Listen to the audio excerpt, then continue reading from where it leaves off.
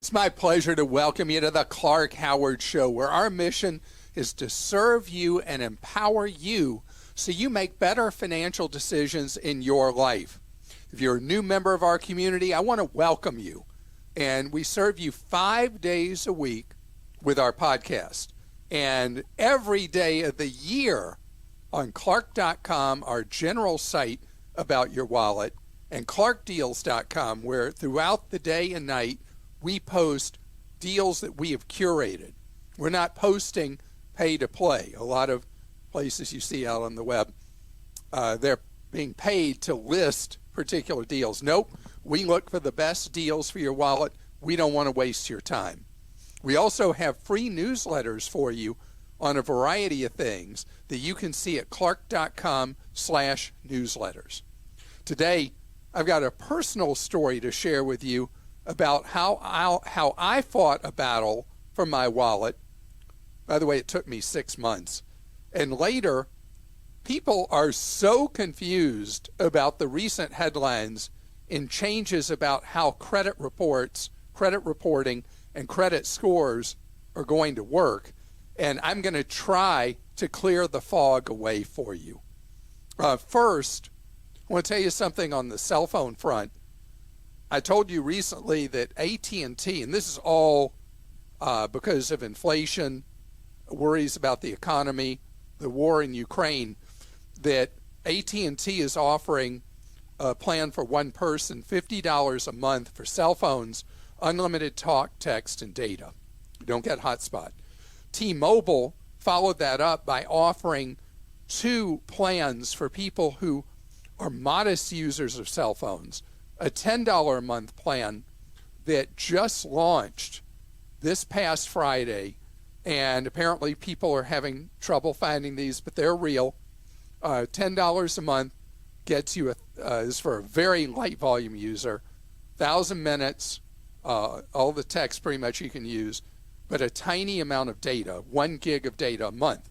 The big news is the new T-Mobile $15 a month plan, which is unlimited talk and text, 3 gigs of data a month, which works for somebody who has access to Wi-Fi routinely, and most of the time they're on their cell phone, they are using Wi-Fi, not the cellular network. And that applies to maybe a third or more of cell phone users in the country. The place we're not seeing cuts in rates, we're seeing rates go up, are family plans. As the big carriers know that by inertia, people don't break up the family plans, but it's become pretty clear that in so many cases, you'll do better if you break up the family plan.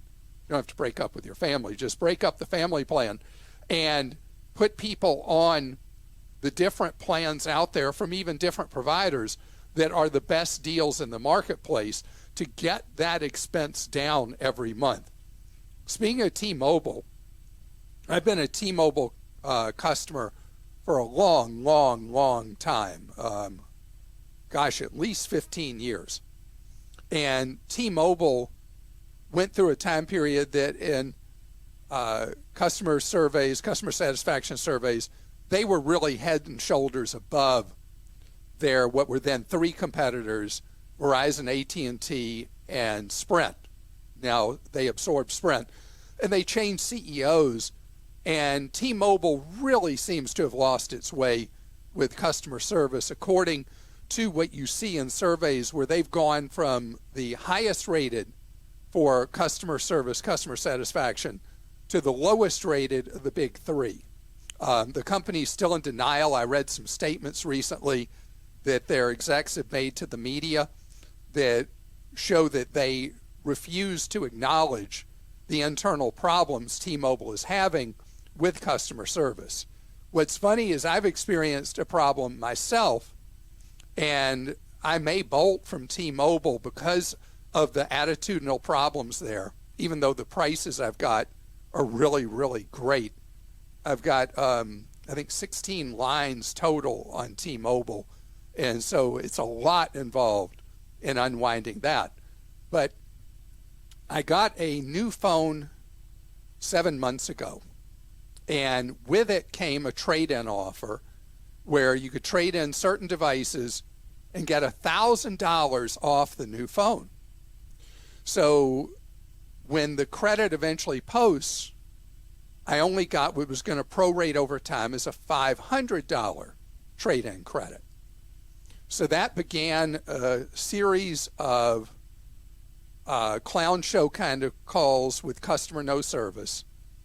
And if you don't know, the reason T-Mobile always did better than the others with customer service is your account was assigned to a team. And the team would be a small group of people who would get to know your account. They would have a fair number of accounts, but they'd kind of get to know the drill. And now T-Mobile's cheaped out, and they're back to using these overseas call centers that really don't know what to do. They're not T-Mobile employees. They just have scripts that pop up on the screen.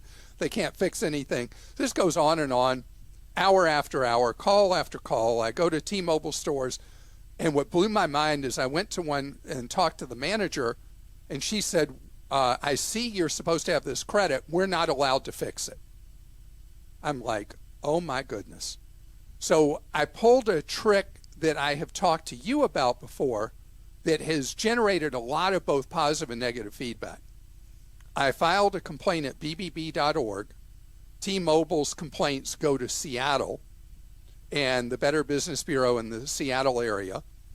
And 9 days later, after filing the complaint, after a more than 6-month period trying to get my $500, T-Mobile did kind of a snarky response and said, well, we don't think you were really supposed to get that money, but as a gesture of goodwill, we're going to give you the money. Because they didn't want to admit to the BBB that they had messed up.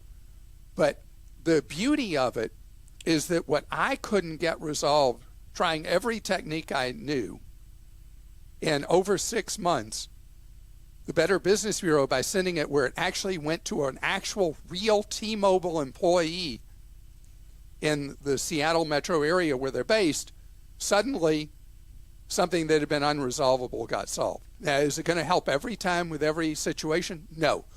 When the Better Business Bureau is a good place to complain is when you're dealing with a big corporate bureaucracy that has kind of lost its way, and it gets you to someone who can make a difference. You may remember I told a story years ago when we had this thing, you may have heard of it. People used to get television from a thing called a satellite. Not very many people do anymore because everything's changed. But I had DirecTV, and when I got rid of DirecTV, I turned in the boxes. I knew to get my receipts for everything. Sure enough, later I got a bill for thousands of dollars on my credit card saying I didn't turn in the AT&T equipment. And I went on and on and on and on, and couldn't get anywhere with DirecTV, AT&T, the owner. So I filed a complaint with the Better Business Bureau. In that case, went to Dallas, because that's where AT&T is based, and that took 2 days. 2 days was all it took after months, and I got all my thousands of dollars back for all those boxes. So again, the Better Business Bureau is just one tool in the toolbox. Sometimes it works. If you're dealing with somebody who's a fly-by-night or a con artist, it's not going to help at all. They're not worried about their reputation. But when you're dealing with a big commercial enterprise, one of these giant, humongous companies, that's when it can make a difference. Krista? All right, we'll start with Dino's question. He's By the way, did Florida. I name enough companies there to keep you I busy think for did. a while when their did. PR people start calling you? How do you deal with all those calls when I stir up those hornets' nests? We don't get a lot of calls about Okay. you. No. Dino in Florida says, I'm looking for the best Android phone for the money and not looking for cheap. Most important to me is battery life, storage, and how fast the phone runs on the internet and apps. I'm looking for a second generation phone so I don't pay top dollar for it. What do you recommend? Those were a lot of requirements you gave me. You're not looking for cheap, so we're going to ignore the Motorola line of phones, which has been the real value series. And with Samsung, Samsung's confusing because Samsung dominates the Android space, but they have this business model where they have very, very rock gut cheap phones that are use older technology in them, don't have a lot of horsepower to them, all the way to the most cutting edge phones in the marketplace. Sorry, I should say the most cutting edge hardware in the marketplace, because iPhone users would say that I couldn't say that Apple's not the most cutting edge, but Samsung definitely is the one that moves the market with new styles, new shapes, new sizes, and all that.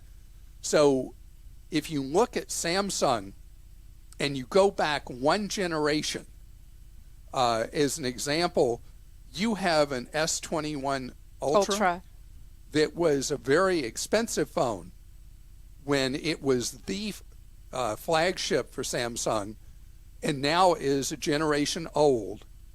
If I was thinking of any one phone that would be a second generation that would be the best bang for your buck, that would be it, because it has the best camera setup of, in my opinion, any phone sold, including any iPhone.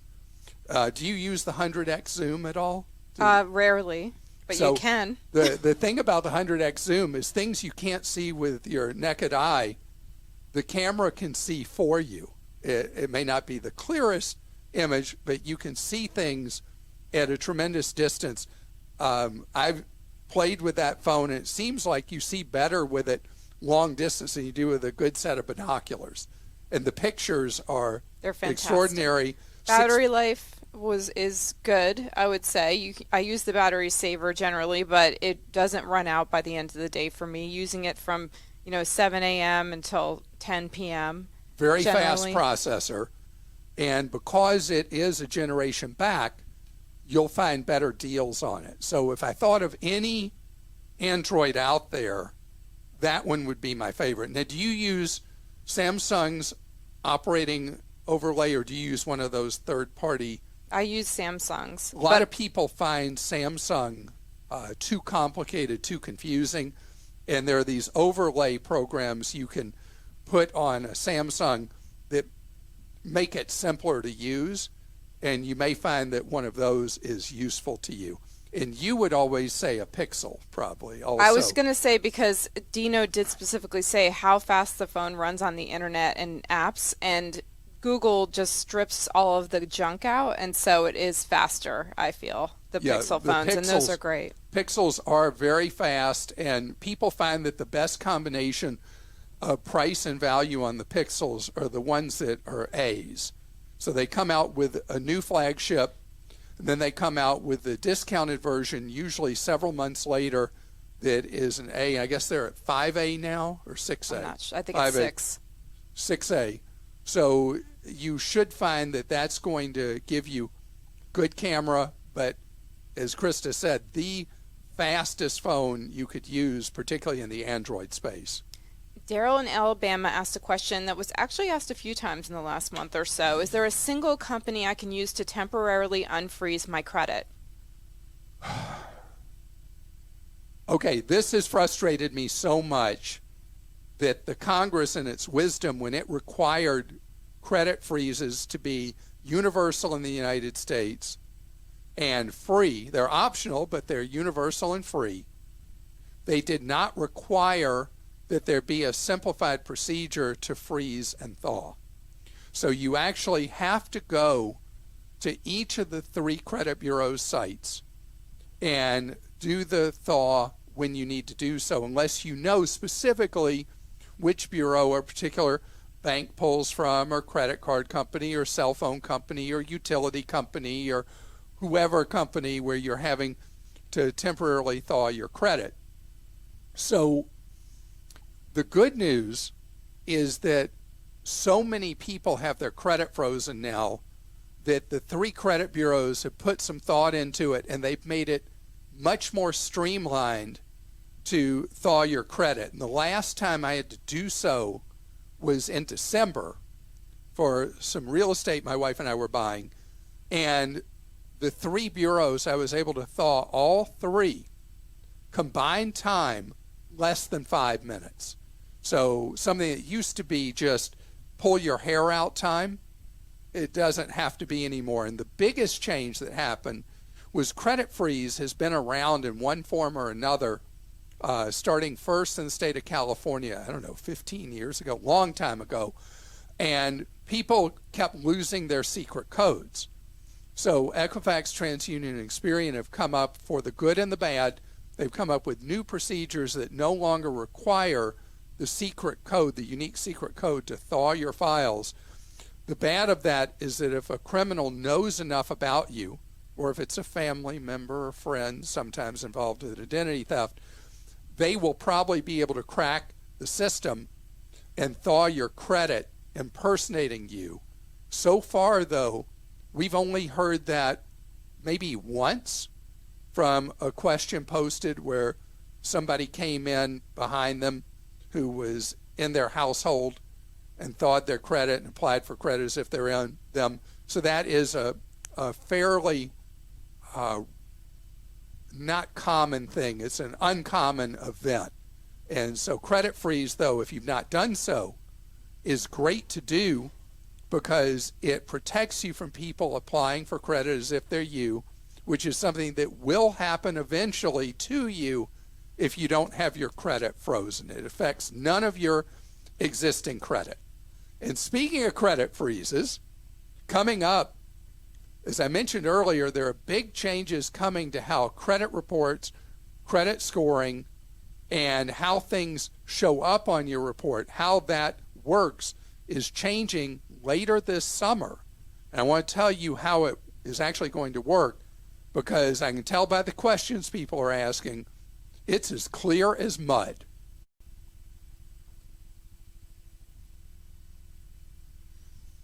Credit reports affect us in so many ways. Right now, not as much on the job front, because employers pretty much, they check, do you have a pulse? Yeah, we'll take you.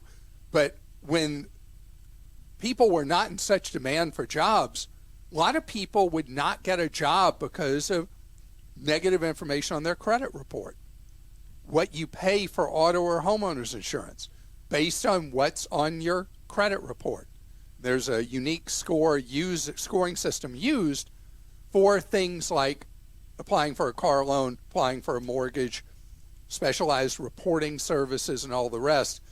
And there's been a big roadblock for people who maybe have handled their credit perfectly year after year after year, or occasionally will have a little blemish, but then something will come in like a sledgehammer and demolish their ability to get credit, to maintain a job they have, get a job they want, get good auto insurance or homeowners insurance.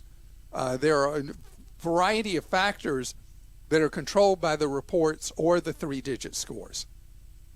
So the credit bureaus over the years have collected an extreme amount of data, and they've marketed that to businesses and to lenders and to banks as, look how comprehensive we are. We collect this and we collect that and we collect this other information on your potential customer, borrower, whatever. And they kind of got out of control. There were all kinds of errors involved with the information they were collecting. There was a lot of public record stuff that was messed up. They were using third parties to provide that data to them, and there were all kinds of mess ups. When the credit bureaus started trying to report liens on people's reports, it would turn out that they'd report on Christa that she had a lien, but it was a completely different Christa, spelled differently, who was different age, blah, blah, blah. And it was like, oh, well. And it was always a game of horseshoes, just kind of trying to get it close. So a lot of those kind of things that used to foul people up no longer are allowed on credit reports. And that's something the bureaus did themselves to stop all the legal actions against them. Well, now there's been a huge push by the regulators at the Consumer Financial Protection Bureau to get the credit bureaus to get it together, and the collection agencies and all the rest, on medical debt. Medical debt is the number one reason that somebody's credit gets trashed. And unfortunately, a huge amount of what was being reported on people's credit reports about medical bills wasn't even accurate. And it was messing people up for 7 years. It was even tiny amounts of money that would come along and mess people up. So now the credit bureaus facing the threat of severe regulations from the Consumer Financial Protection Bureau. They had no idea where they'd start, but more important, what they would encompass and where they would end. They voluntarily, at the point of a gun, Equifax, TransUnion, and Experian now are changing, starting the second half of summer, phasing in starting in July, what information about medical will be reported and when it will be reported and how much debt it has to be for it to be reported. So now, something that is striking terror in the hearts of collection agencies is they will no longer be able to use the threat of a small medical bill to ruin you for 7 years. What is considered to be small? $499 or less. And if you do owe a bill, you're supposed to pay it, right?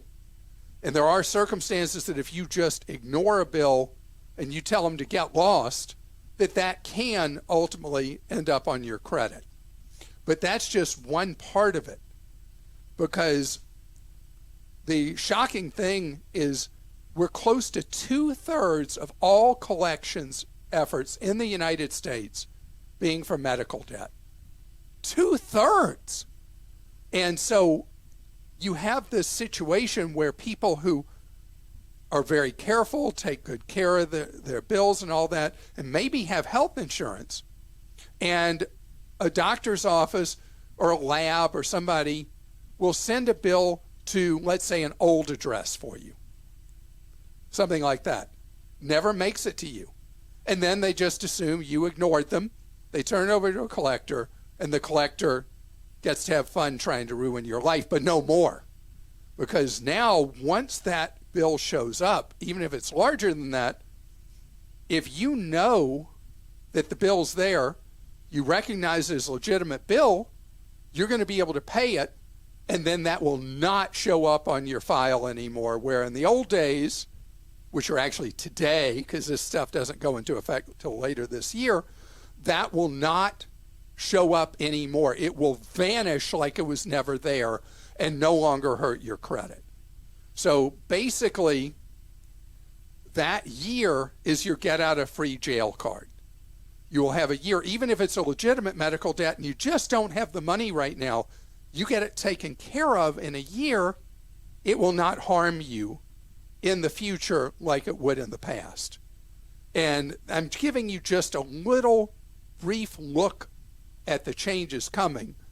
And we will, at Clark.com, as we approach the summer, we will have a how-to guide, how to navigate medical debt under the new rules and make sure that you know how it plays. And you're not going to say, oh, I should go read that today because I just want to go bore myself reading about medical debt. But if you have one and you don't know your rights and how to deal with it, we're going to be there. We're going to have your back, and we're going to protect you. Christa?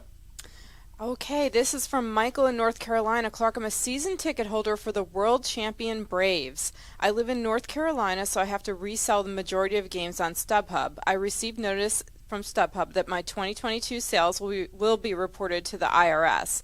Let's say StubHub reports $2,500 of sales next year, but my actual cost to buy the season tickets up front is $2,500. I shouldn't actually owe any taxes, right? That is correct. I mean, so this is something we took a lot of questions about, I guess, a couple of months ago, about how the money you get as a business owner through Venmo or Cash App or something like that, that you're going to get a 1099 for it. There are any even number of things you do now that are going to generate a 1099, sellers on eBay. There are a bunch of things.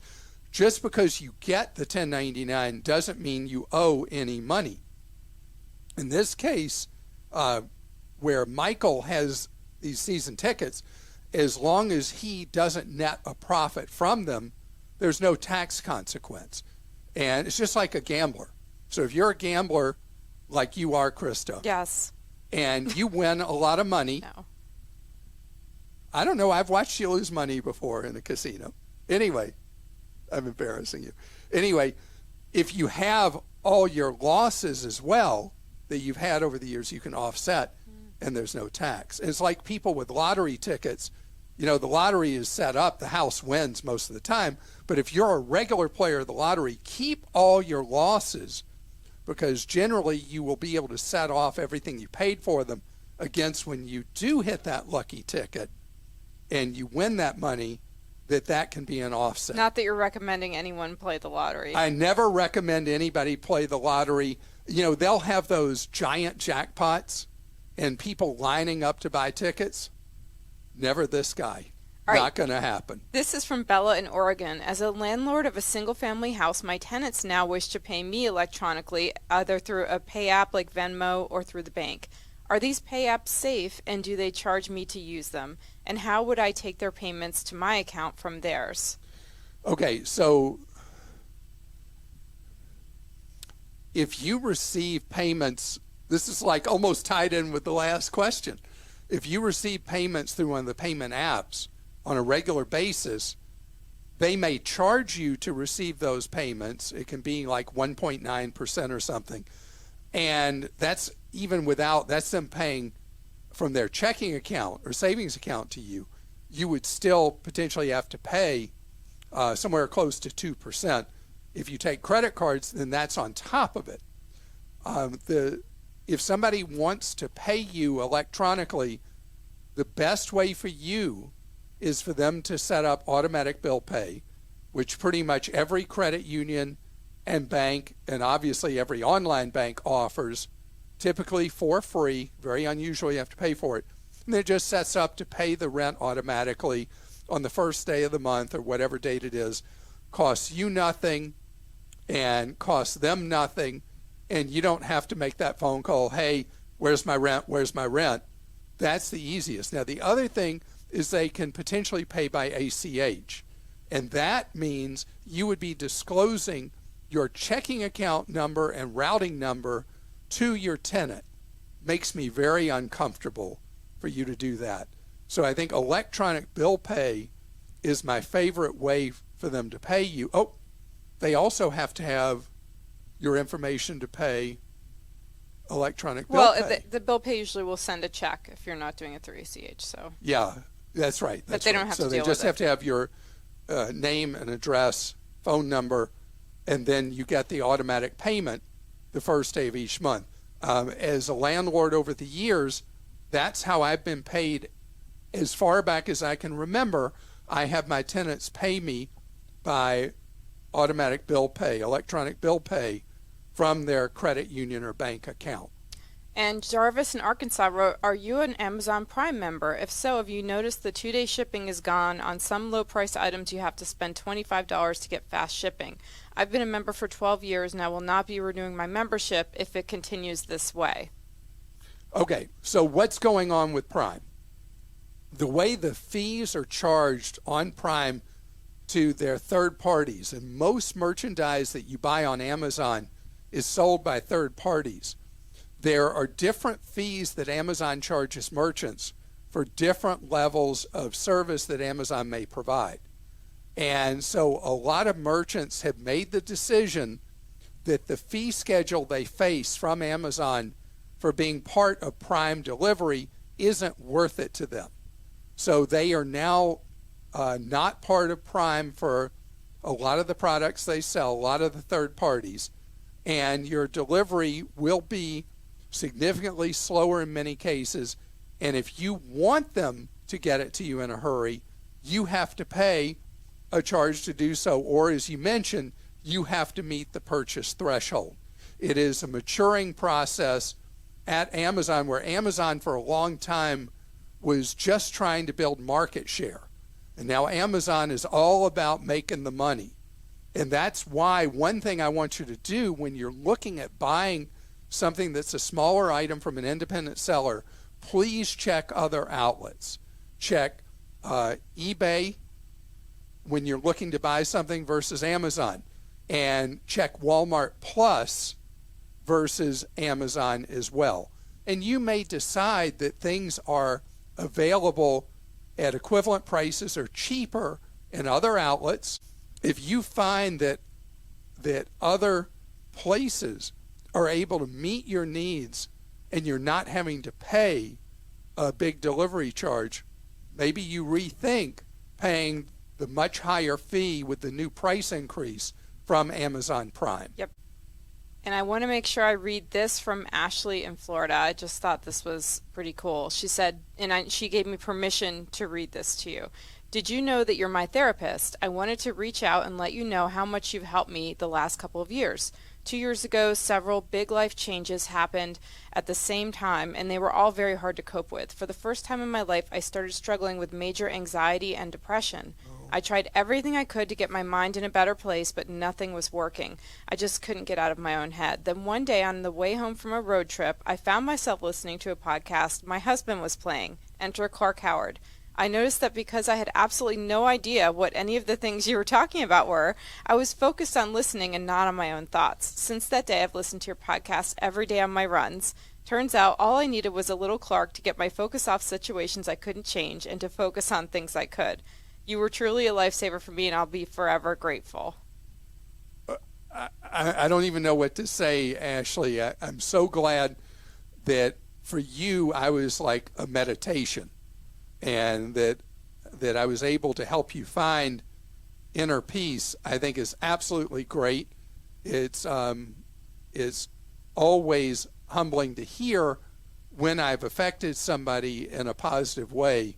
And I'm really glad that I've been able to be of service to you in a very serious way involving your emotions and your life. And best to you going forward. And I also want to say, before you close out here, I know you hate accolades, and I just read one for you, but you just dedicated a little over a week ago your 89th and 90th Habitat for Humanity homes that you have personally sponsored. And I think it's amazing, and I just want to congratulate you for that. Well, I am such a believer in Habitat for Humanity as it creates independence, creates affordable housing, and I'm so cheap. And that I've been involved with Habitat since 1996 and put my hard-earned money into it is because I know it works and I believe in it. And I was really impressed with Mackenzie Scott. Is that her name? Yes. Jeff Bezos' ex-wife. Ex-wife. Isn't that terrible to be referred to as somebody's ex-wife instead of in your own right? But she's worth $58 billion and is giving away her money all over the place at a rate that she wants to spend down all her money looking at causes she believes in and giving money.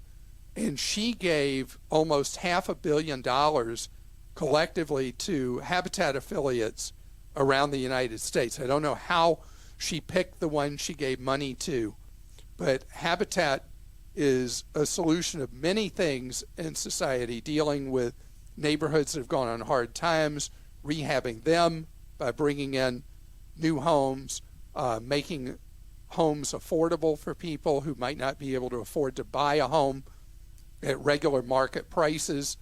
And I love the spirit of community as volunteers come together to build homes. And I'll mention that coming up in just a few weeks, we're going to have a Clark Howard Blitz build in Tulsa, Oklahoma. And we're going to start building out a neighborhood, and we're going to kick off with 5 or 6 new homes in just a few weeks. And if you live in Northeast Oklahoma, even if you live in OC, come on over and join us as we build these homes to improve the lives and communities of Tulsa. Thank you very much for joining us. And however you can make a difference in the world, we always wonder how we can make the world better. And Habitat's my thing. You may have something else that really speaks to you. Get involved. Each of us, one by one, make this world better.